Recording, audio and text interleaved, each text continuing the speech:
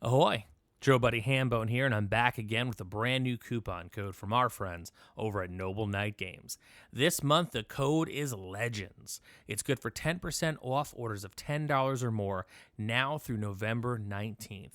Noble Knight has all your RPG back-to-school needs. One-stop shop, and whether it's board games, magic cards, books, dice, whatever it may be, Noble Knight is the place to be. Using the code LEGENDS, good for 10% off orders of $10 or more, running now through November 19th, you can set yourself up pretty pre-holidays with everything you need to run some games for your friends and your family. So next time you're checking out at Noble Knight Games, don't forget to use the code LEGENDS, good for 10% off orders of $10 or more, running now through November 19th, from our friends over at Noble Knight Games. This is the Vintage RPG Podcast, your source for the best in classic and contemporary RPGs. With your hosts, Hambone and Stu.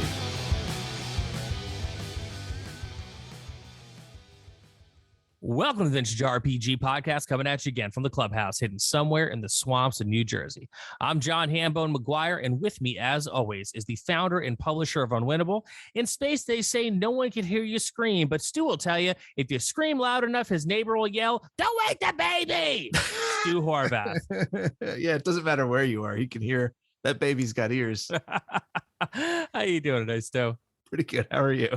You know, I've been wanting to get that joke out since the beginning. So here we are. So I guess today, cat's out of the bag, we're talking about Alien. We are talking about Alien.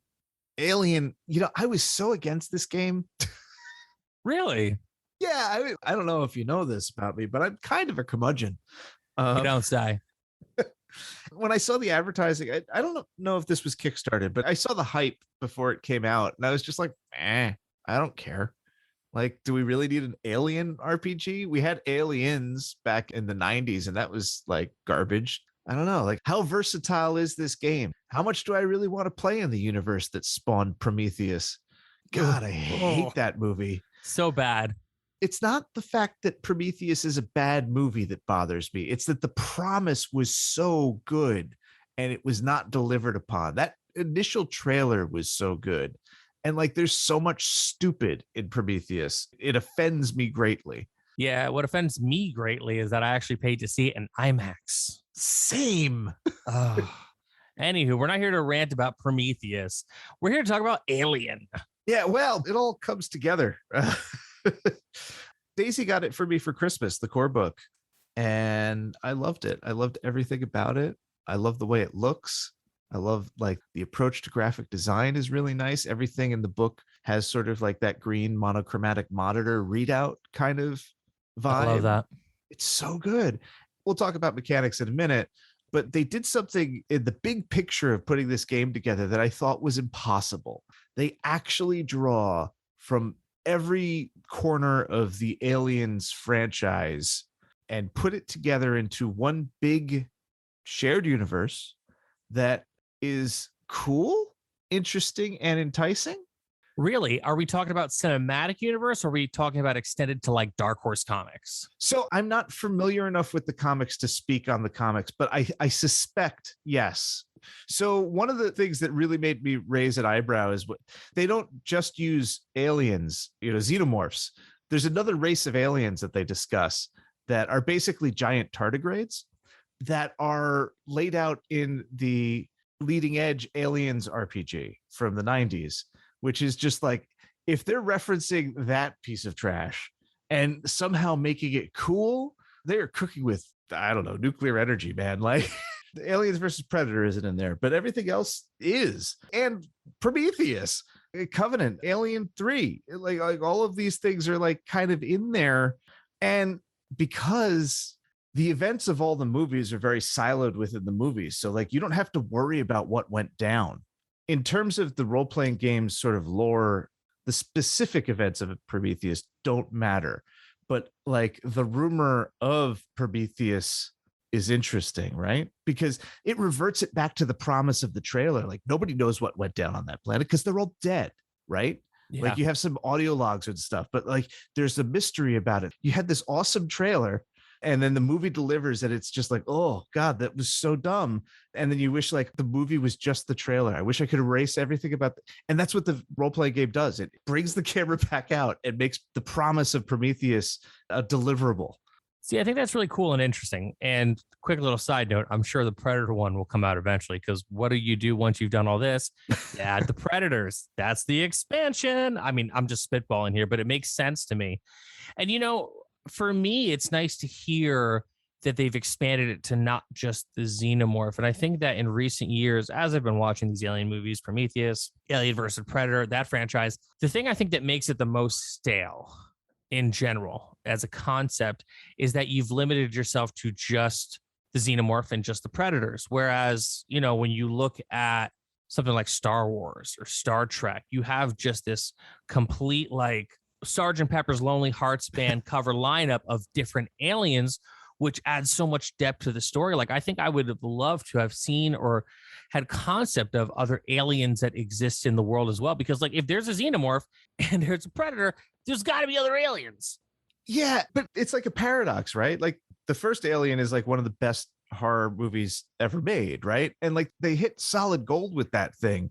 That is one of the few movie monsters that you can see it in bright light. There's one scene where it's before it's coming after Harry Dean Stanton and it's hanging in the wires, and the camera is looking right at it and it's brightly lit, and it still scares the crap out of me because I can't see it even though I'm looking directly at it. Like, how do you not make the sequel about that? You know, like, so both things are true. It's like yes, like I want more aliens in the universe, but oh man, like I know the xenomorph's kind of enough. Yeah, like it's so cool. Yeah, you know? I think it is both at the same time. Arguably, for me, one of the coolest, if not the coolest, monster designs ever. Also, for me, it's one of the scariest. I'm right there with you. Like, I love the idea of the xenomorph. I love it. I love it in movies, but it kind of scares the crap out of me. And it like scares the crap out of me in a way that like, so my girlfriend is going to get dressed up as Ripley for Halloween. Spoilers. She's got the jumpsuit. It's going to be awesome. And I was like, oh, we'll do a couple's costume. And I was like, do I really want to dress like a xenomorph that every time like I look in the mirror, I'm like, oh, you know, no. So I'm going as Jonesy the cat.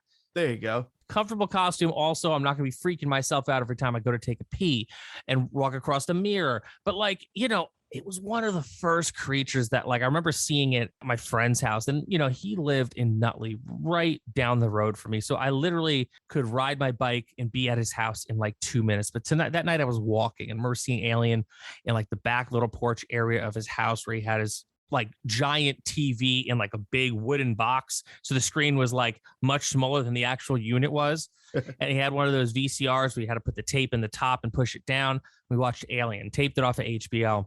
I've never been so scared of a monster in my life, to the point where like the way it moves, it's like it's coming down from the ceiling, it's coming off of here, it could be anywhere. I'm like walking home and I'm like, I know it's a movie, but like this thing's gonna come out of the tree and gonna murder me, and this is how I die. And then like when you get to Aliens, because by that point, like he's like, yo, I got the sequel too, because it was that like far along since Alien had come out. Yeah. And it was like, oh wait, these things have blood that's acid too, and like they really can just come from anywhere. Like, I mean, the scene where they're looking down at the motion tracker, right? And they're like, they're here. Like, they're not here. Like, they're here. They're not here. But they were under the floor and they were in the ceilings. It was like, oh my God. It scared the shit out of me. So, like, I get it. The xenomorph really is enough, but I still would like to see other aliens. I'm totally with you. And you bring up a really great point. The first Alien movie is absolutely terrifying. And for me, at least, it remains absolutely terrifying. Like, I watched it last year. Like, I knew what was going to happen. I know that everybody dies. You know, it's just so overwhelming. One of the things that really struck me when I rewatched it is how hostile space is in that film. And around the same time, my son had been getting into Star Wars, which is not very hostile space. It's like amusement park space. And the contrast really struck me. And the role-playing game really kind of leads into this idea that everything out there in the great beyond is trying to kill you. It's not just the alien. It's space, it's your ship, it's your food that's spoiling, it's the people who are sitting next to you who are supposed to be your friends. Everybody's trying to kill you. And I think that is a really excellent setup for a horror game. Yeah, because you're very helpless. And it's like, sure, you have, an M4A1 pulse rifle. Great. You've got bullets. But like, I don't know, you're on a floating island in the middle of nowhere where the nearest other island is like a light year away and you don't have enough fuel to get there. Like, that scares the shit out of me. It's just like the idea of like the way space travel works. It's like, okay, we're going to send you up in like a ship that has like a nuclear reactor on it, and you're going to go to sleep for 10 years and you're just going to hope that you get there. It's like, oh no, I'm not going to sleep on anything. Like, forget it. I mean, I recently got put under for my colonoscopy and I was like, what? I was only out for an hour. Like, could you imagine a decade? So all of these things are really like the raw materials of the game. It's by Free League, and it's based on the Year Zero engine. So like, if you've played like Tales from the Loop or Mutant Year Zero or any of their other games, it fundamentally is sort of the same. You have a bunch of attributes, you have a bunch of skills. Each has a number value that you roll 6-sided dice for. So like, if I have like a strength of 2 and a punch of 3, I roll 5 6-sided dice. 6s are successes, right? You just need 1 success to carry the thing. That's actually really hard to do in practice. So there's a bunch of ways to modify it through gear, through people helping you, that sort of thing. Mostly unchanged. In most of the other games, you don't have hit points, you have statuses. That is removed for this. You have hit points in this, and there are instant kills, which I think is terrifying. Once your hit points go down to 0 in the status called broken, you immediately roll the critical hit chart, and about, I don't know, at least a quarter of the critical hit results are just instant death. So, most characters have between 5 and 7 hit points. Super fragile. An alien can easily like jump out of nowhere, stab you with its tail, and be gone, and you're dead. And that feels right. I think that there's a certain degree of overpoweredness versus underpoweredness where, especially with a franchise property, it's going to be hard to hit that mark where, we look back at the Marvel RPG that TSR put out where you have like this crazy chart and you're trying to figure out exactly how powers scale and whatever, versus something like, say, this, where if you're like, yeah, the average person has like 7 hit points, feels right. And the xenomorph can just jump out, and no matter how heavily you're armed, if you're wearing any kind of armor, this, that, or the other thing, can like totally like murder you in one shot. That doesn't feel unfair.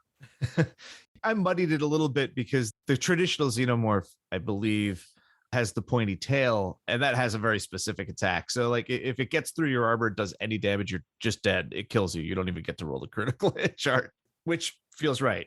Like, it stabs you with the tail. Like, everybody you see in the films gets stabbed with the tail, they die, right? Yeah. Just like anybody who has like a chest burster, like nobody survives that. So like, if you get infected when the time comes and you pop, like that's it for your character. So not built for campaign play, really. The core rules have stuff that facilitate it. There's some stuff that is interesting in the world, or the universe, I guess. There's like a war brewing and some other stuff that kind of like gives you things to do that could conceivably be spread into campaign play. I think the game really shines in what they call cinematic play, which is basically there's 3 cinematic modules at the moment. One is in the back of the core rulebook, is a brief scenario about, it's sort of like a prequel to Aliens. It's called Hope's Last Day, in which, I mean, I don't see how any character survives that because everybody's dead at the beginning of Aliens. This is very true. In the starter set, there's a really good adventure called Charity of the Gods, which sort of goes for the ship kind of vibe of Alien. And then there's a dedicated box set adventure called Destroyer of Worlds, which sort of does the colony thing in a more robust way than Hope's Last Day does. And there's lots of cool things about cinematic play that I like a lot, especially coming off of Horror on the Orient Express, where I'm sort of like interested in these narrative tricks and gimmicks to kind of sell emotional moments in the story beats. The cinematic games, you have pre-generated characters. I mean, that might bother some people, but it really does allow for the game makers to sort of like make sort of a more bespoke character experience for the player and also for the GM, kind of like running the player through these story beats. Each character gets their own motivation, and it's usually on a card. They both follow a 3-act structure, so your motivation changes as the acts progress. And sometimes like you'll have secret things, like, you know, you're infected, so like you act differently, or you have some orders from the company and you act differently, and you have all these different agendas. These agendas can be at cross purposes with the other characters, the other players, and you could kind of like pull a reveal and have your like betrayal moment, sort of like in a hidden traitor board game, and like try and kill your friends for a minute. The games recommend really that like you have that moment, and then your character becomes an NPC and you get a new character from the other NPCs, because the game kind of doesn't want you playing the villains. I think that's like a weird cop out. I think that's so smart. You really? Well, so like anytime in RPGs, anytime you have someone that switches sides, right? Yeah. For more than just a round or two, like they're being controlled by the big bad, it can often lead to weird feelings at the table. Oh, where, sure. Yeah. You know, you are now in an adversarial role against your players. And like more often than not, I've kind of seen it happen in the past where like suddenly you're like, wow, you're playing like a complete jerk off. Yeah. Yeah. And you don't need to do that. Like it's still a game. And now you're like, I'm the power fantasy guy. And like, it just doesn't land right. So I think that's actually a genius idea to have them kind of be like, okay, you get to have like this amazing narrative moment. And now you get to go back to the other side of the fence and watch it unfold. Yeah. There's almost always like a pool of available NPCs that are still kind of good guys. And what happens is for each of your agenda cards, if you succeed at them, if the GM judges your role playing good, and if you achieve your goals, you get something called story points. And you could have up to 3 of them, and you could spend them to get automatic successes when you roll, which got to be helpful. Super clutch, because it really is hard to get successes. And the cool thing is that characters don't get story points, players do. So if you finish the one-shot game and you bank 3 story points, you get to carry them to the next game that you play. Oh, that's great. That is such a good idea. Making all of this worse is the stress and panic mechanics, which I think are really kind of elegantly done. There's specific things that trigger stress, right? Right. Anytime you push a skill, so you fail a skill and you're like, well, no, this is really important, I'm going to try again. You immediately take a point of stress. Okay. And like, that's like a sort of like a mechanical thing. It's like, okay, you're pushing yourself. I get that. But then like, if you fire a burst of full automatic fire from your gun, point of stress. Yeah. Extra out ammo. Well, yeah, it amps up the situation, right? If you get damaged, you get stress. If you are going without food or sleep, you get stressed. If you coup de grace somebody, even if it's an animal or a monster, you get a point of stress. So what stress does, this is kind of cool. Let's go back to my punch skill, right? You have a 2 strength and a 3 punch. That's 5, right? You get to roll 5 dice when you want to punch something. You need to get 1 6. Those odds aren't that great. And rolling 5 dice, hoping to get 1 6, you have a 60% chance. So it's better than bad. You're over halfway, but it's still not great. But if you push, your chances go up to 81% because you've rolled twice. You've essentially rolled 10 dice. Okay. So the cool thing about stress is that it gives you extra dice. You get more dice, 1 for each point of stress that you have. So if I want to punch something and my attribute is 2, my skill is 3, that's 5, and then I have 3 stress, I get to roll 8 dice. So that increases my chances of success, because stress, even though it like makes you anxious and feel bad, you could also get like that sharpness, like the adrenaline rush where everything's like, okay, I understand. And like you get stuff done, right? Yeah. But at the same time, if you roll a 1 on one of the stress dice, you panic. And then you have to roll on the panic chart. And the cool thing about panic is, again, so a panic roll is like you roll 1d6 and add the number of stress that you have. The first 6 results is just like you keep it together. Okay, so like if I have 3 points, like I could conceivably not freak out. But then, everything else is bad. And panic can cascade. So like you could develop like a nervous twitch as the result for rolling a 7, which makes everybody else's stress go up 1 along with yours. thereby increasing their chances to be forced to roll panic and perhaps get a tick. So like all of a sudden you could be spiraling out of control and everybody's just screaming and crying and nothing's going right. And like other people there's like an overkill ability that when you panic and you get a certain level of panic result, you just start firing until everything in front of you is dead. All of these things can trigger out of stress and panic. It's a really cool, tense system that really, it's like a fuse that burns out your characters really quickly if you act impulsively. It sounds to me like they really did hone in on all the stuff that makes Alien and Aliens and that whole universe great. Yeah. Because that is the thing that always makes those movies tense to me, is that it's dominoes continuing to fall. And it's not just like one person is the hero. I mean, yeah, granted, you had Ripley, right? However, to get to Ripley, a lot of other people had to die. And a lot of other people had to lose their shit, and a lot of other people had to have bad things happen to them, which pushes the one person who's going to have, you know, that hero moment in the in the end of the movie to have that moment, because that's all that's left. So I'm very excited about this game. You're doing a great job selling it to me, Stu. That's my superpower, right? Yeah, got me. I'm going to be running the starter set one shot soon for some friends at the end of the month. Once that's in the books and we've thought about it and been sad about all the senseless death and the horrors of space, we'll do a recap episode like we did for Horror the Orient Express. Kind of like sounds great to me, man. Post-mortem it. So Stu, do you have any final thoughts on Alien? I think that you should check it out, especially if you have reservations about the Alien franchise as a whole. I had so many concerns about like, do I really want a role-playing game out of this experience that really only has one movie that I truly, truly love and one movie that is okay. Yeah, I mean, I'm kind of in the same boat as you, except I really do love Aliens, and I really, really, really love Alien, and I love the idea of the xenomorph. I'm just hoping that, you know, in the future we get better movies. However, in the meantime, I would definitely think about checking out the RPG for Alien. So with that, I'll say this is another amazing episode of the Vintage RPG Podcast. Stu, where can the people find you? They can find me on Instagram at Vintage RPG.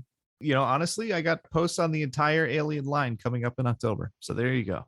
Very cool. You can find me on the Twitter at John McGuire RPG. Also on Instagram at John McGuire RPG. I'm posting more because I have things to promote. Rocket to Russia is out now from 321 Action. You can pick it up over at our friend's Exalted Funeral. If you like the show, why not become a patron? Patreon.com/vintage RPG. We've got behind the scenes stuff on Stu's book, still tentatively titled Experience Points. We've got behind the scenes looks at my RPG 321 Action. We've got early release episodes. We've got a killer Discord community. We've got some fun stuff brewing that we're going to share with all of you over on patreon.com/vintage RPG. If you like the show, don't forget to rate, review, and subscribe, because your reviews really do help other listeners to find us. So for Stu Horvath, I'm John Hambone McGuire. May the dice always roll in your favor.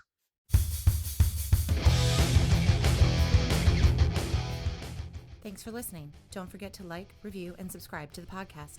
Every review helps other listeners to find us. The Vintage RPG Podcast is a ham-fisted production. Music by Dego West. Art by Schaefer Brown. If you like the podcast, you should also consider becoming a patron at patreon.com.